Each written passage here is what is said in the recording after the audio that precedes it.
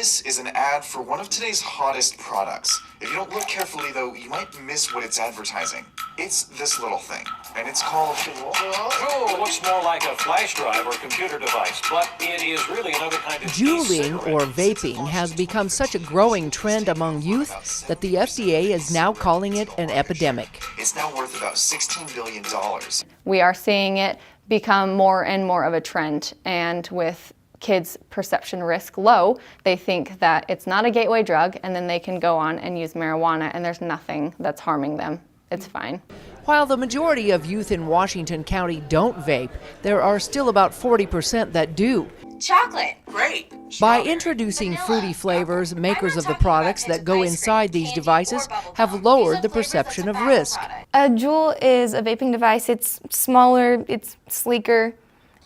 People are calling it like the iPhone of vapes because it's kind of hip and it's sleek and cool, and so lots of people have been getting into those. It's a lot better than having like something this big that looks kind of like a lightsaber. You know, you could kind of Juul anywhere in discreetness. I've actually seen people put them in their backpack and then they'll blow their cloud of smoke into their backpack and then try to like run their hand so they don't, no one sees the smoke, and then there's people that will post that on like their Snapchat stories just thinking it's like the funniest thing ever. Affordable and easy to find, these Juuls can contain 3 times the nicotine of other vaping devices.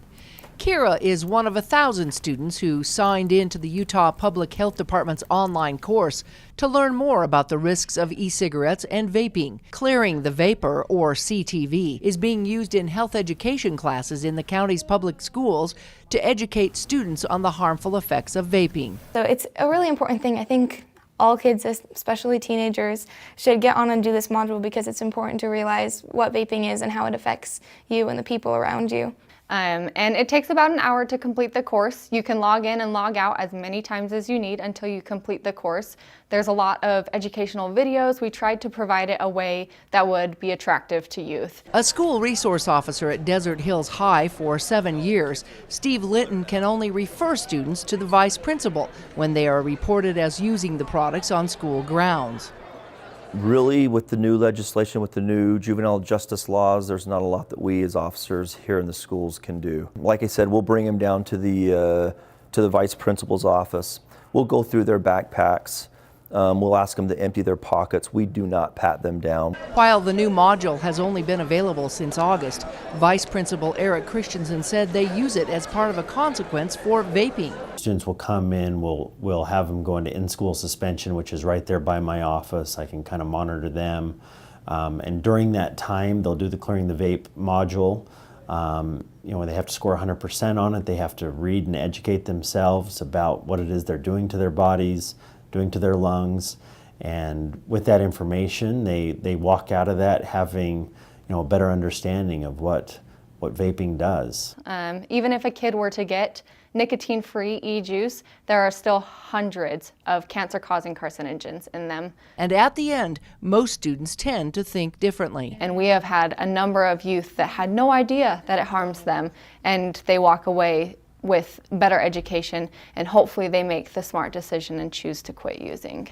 The course can be taken at home, and students are encouraged to share it with their parents. And these tools are available for parents, whether their kids vape or not. So the health department is now working on getting the course integrated into intermediate and middle schools. Sharps data will be assessed here in the next few months, and then we'll have data as to see what is the #1 drug used here in Washington County. And right now it is e-cigarettes, so we would like to keep pushing clearing the vapor into schools for as long as it remains a problem.